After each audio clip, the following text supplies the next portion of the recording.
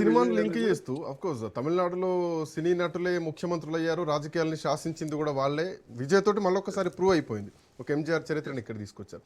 But నేనేమంటున్నా అంటే sir, ఎంత సినిమా స్టార్ అయినా కానీ యువతలో ఒక మార్పు కావాలని కోరుకుంటే ఖచ్చితంగా వాళ్ళు ఆ దిశగానే ఉంటారని అర్థం చేసుకోవచ్చు. ఎందుకంటే అదే తమిళనాడులో కమల్ హాసన్ ప్రయోగం చేశారు, అదే తమిళనాడులో కెప్టెన్ విజయకాంత్ ప్రయోగం చేశారు, అదే తమిళనాడులో రజనీకాంత్కి అనౌన్స్ చేసి మళ్ళీ బ్యాక్ స్టెప్ వేసినటువంటి సందర్భం. సో యువతలో మార్పు వచ్చింది అనడానికి తమిళనాడు ఒక సింబాలిక్గా కనిపిస్తోంది. ఎందుకు ఈ మాట అంటున్నా అంటే, పశ్చిమ బెంగాల్ అప్రతిహతమైనటువంటి ప్రభుత్వాలనే, కమ్యూనిస్టు ప్రభుత్వం, అంతకుముందు కాంగ్రెస్ ప్రభుత్వం, ఆ తర్వాత టీఎంసీ ప్రభుత్వం, ఇంతే. ఈ టీఎంసీ ప్రభుత్వాన్ని 15 ఏళ్ల నుంచి చూసినటువంటి యువత మారిపోయారు. ఇందులో చాలా చేంజెస్ జరిగినాయి. ఆర్జికర్ కానీ, మర్డర్లు కానీ, అక్కడటువంటి ఒక హింసాత్మకమైనటువంటి ఘటనలు కానీ, హిందూ ముస్లింల గొడవలు కానీ, సో ఒక చేంజ్ ఓవర్ జనాలు కోరుకుంటున్నారు అన్నది నాకు అనిపిస్తోంది. ఇంకా తమిళనాడుని ఎట్లా లింక్ చేయొచ్చు అంటే, పశ్చిమ బెంగాల్, తమిళనాడు, మనం కర్ణాటకలో ఎన్నికలైతే తెలంగాణ మీద ఫుల్ ఇంపాక్ట్ పడింది, 100% ఇంపాక్ట్ పడింది. సో ఇప్పుడు తమిళనాడు ఇంపాక్ట్ కూడా దేశం మొత్తం పడే అవకాశాలు లేకపోలేదా అన్నది కూడా ఒక ప్రశ్న. తమిళనాడు ఇంపాక్ట్ అనేటువంటిది దేశం మీద పడేటువంటి అవకాశాలు అయితే ఉన్నాయని నేనైతే అనుకోవట్లేదు. కనీసం ఇరుగు పొరుగు రాష్ట్రాల మీద కూడా దాని ఇంపాక్ట్ పడుతుందని కూడా నేను అనుకోవట్లేదు. మీరు ప్రస్తావించినటువంటి రజనీకాంత్, మరి విజయ్తో పోలిస్తే రజనీకాంత్ మొత్తం యావత్ దక్షిణాదికే సూపర్ స్టార్. అన్ని భాషల్లో ఆయనకున్నటువంటి పలుకుబడి, స్టార్డమ్ అందరికీ తెలిసిందే. కానీ అతనే ధైర్యం చేయలేకపోయాడు పార్టీ పెట్టడానికి. కమల్ హాసన్ కూడా మరి తక్కువ వాడేమీ కాదు, కానీ పార్టీ పెట్టి ఒక్క ఓర్ల పడ్డాడు అనేటువంటిది మన అందరికీ తెలిసిందే. విజయకాంత్ కూడా తక్కువ వాడేమీ కాదు. బయట రాష్ట్రాల వాళ్ళకి విజయకాంత్ గురించి తెలియకపోవచ్చు, కానీ తమిళనాడులో విజయకాంత్ అనేటువంటి పాపులర్ హీరో, లేకపోతే సినిమా నటు. అయినా కానీ అతను కూడా ఫెయిల్ అయ్యాడు. వాళ్ళు ఫెయిల్ అయినప్పుడు విజయకాంత్ కి విజయం సాధించడానికి వాళ్ళకి వీళ్ళకి ఉన్నటువంటి తేడా ఏమిటి అనేటువంటిదే ఇక్కడ ప్రధానమైనటువంటి చర్చ. మనం నీళ్లు మరిగిస్తే 100 డిగ్రీల తర్వాతే నీరు ఆవిరి రూపం తీసుకుంటది. అప్పటి వరకు లోపల మరుగుతూ ఉంటుంది. మనకి లోపల ఏం జరుగుతా ఉంది, నీటి లోపల ఏం జరిగింది అనేది మనకు కనిపించదు. ఆవిరి రూపంలో బయటకు వచ్చినప్పుడే అది ఎప్పుడు 100 డిగ్రీల సెంటిగ్రేడ్ తర్వాతే వస్తుంది. తమిళనాడులో కూడా అదే విధమైనటువంటి మథనం జరిగినట్లుగా నాకంతే అనిపిస్తా ఉంది.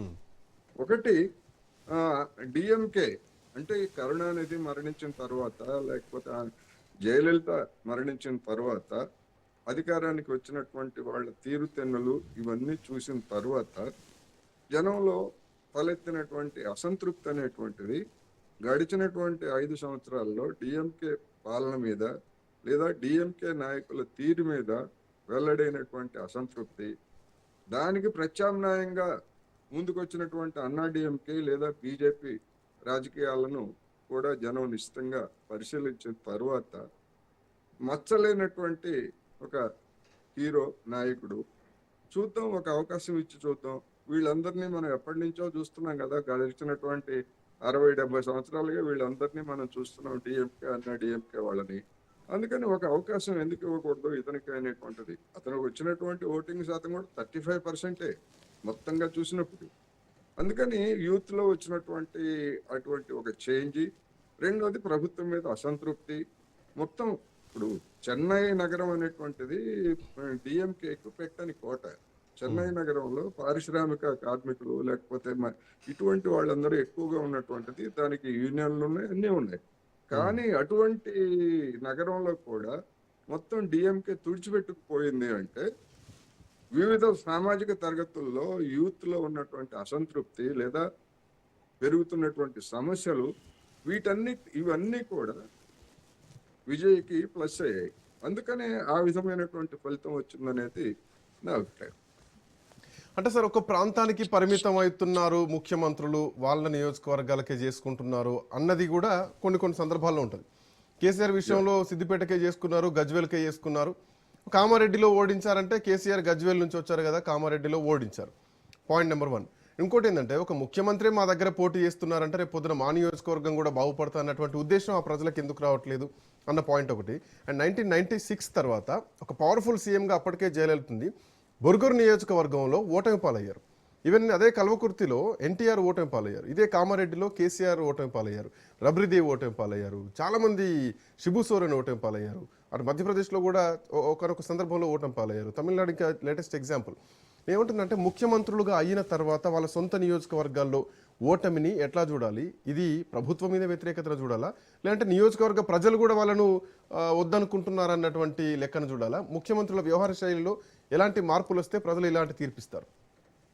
ఇప్పుడు ముఖ్యమంత్రులుగా ఉన్నటువంటి వాళ్ళు ప్రాతినిధ్యం వహించినటువంటి నియోజకవర్గాలు వాటి మీద అభివృద్ధిని కేంద్రీకరిస్తారు, లేకపోతే అక్కడ ఉన్నటువంటి జనం యొక్క రూపురేఖల్ని మార్చివేస్తారు అనేటువంటిది ఒక భ్రమ మాత్రమే. నిజానికి అలా గనక అయ్యేట్లయితే ఆయా నియోజకవర్గాల్లో ఉన్నటువంటి ఆ, మానవాభివృద్ధి సూచికలు ఏమిటి, లేకపోతే ఆ నియోజకవర్గాల్లో ఉన్నటువంటి దారిద్ర్యం, నిరుద్యోగం ఏమిటి, మిగతా నియోజకవర్గాలకి ఆ నియోజకవర్గాలకి ఉన్న తేడా ఏమిటి అనే ఆ విధమైనటువంటి అసెస్మెంట్ తోటి ఎవరైనా పరిశోధనలు చేస్తే అసలు విషయాలన్నీ కూడా బయటకు వస్తాయి. అవును. ముఖ్యమంత్రి అధికారం ఉంది కనుక కొన్ని పైలట్ ప్రాజెక్టులు లేకపోతే కొన్ని పరిశ్రమలు ఇట్లాంటి వాటిని పెట్టించుకోవచ్చు, దాన్నేమి నేనే కానీ అవి ఒక్కటే ఆ నియోజకవర్గాల్లో ఉన్నటువంటి మౌలిక సమస్యలన్నింటినీ పరిష్కరించినటువంటి దాఖలాలు మనకి ఎక్కడా లేవు. ఉదాహరణకు జలగం వెంగళరావు ఈ రాష్ట్రంలో ఉన్నటువంటి ఒక ప్రధానమైనటువంటి ముఖ్యమంత్రిగా చేశాడు. చెన్నారెడ్డి కావచ్చు, పివి నరసింహారావు కావచ్చు. మరి వాళ్ళు ప్రాతినిధ్యం వహించినటువంటి నియోజకవర్గాలు అప్పుడు ఎలా ఉన్నాయి, ఇప్పుడు ఎలా ఉన్నాయి? మామూలుగానే ఉన్నాయి, ప్రత్యేకమైనటువంటి ఏమీ ఉండవు. అందుకని ఒక ప్రాంతంలో ఒక నియోజకవర్గమో ఒక జిల్లానో ఆ విధంగా మొత్తం రూపురేఖలు మారిపోయేటువంటి వ్యవస్థ కానీ అది ఎక్కడా ఉండదు. ఈవెన్ మనకి చైనాలో సోషలిస్ట్ వ్యవస్థ అని మనం చెప్పుకుంటున్నాము, అది అక్కడ అమలు జరుగుతుంది. అయినా కానీ దక్షిణ చైనాకి పడమటి చైనాకి ఉన్నటువంటి తేడాలు ఏమిటనేటువంటిది వాళ్ళే చెప్తున్నారు ఇప్పుడు. అన్ని చోట్ల అభివృద్ధి అనేటువంటిది ఏకరూపంలో లేదు అని. అందుకని ప్రముఖులు ప్రాతినిధ్యం వహించేటువంటి నియోజకవర్గాల పరిస్థితి కూడా అంతే.